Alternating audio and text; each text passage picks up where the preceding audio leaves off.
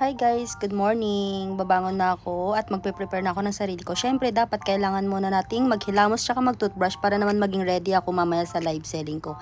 Actually guys, hindi naman madali ang pagla-live selling. Pero kailangan mo ng tiyaga para sa ganon magkaroon ka ng kita araw-araw. OFW ako sa Kuwait, almost 4 years na mga inday.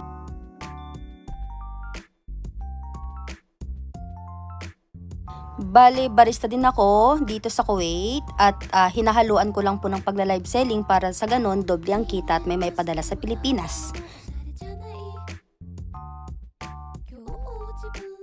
Hindi naman madali ang buhay dito sa bansang Kuwait. Kaso nga lang po, kailangan natin magtiyaga para sa ganon may padala tayo sa pamilya natin sa Pilipinas. Sadyang ganito lang ang buhay natin mga bibe, pero kailangan nating magtiis para sa ganun maging okay ang buhay natin araw-araw.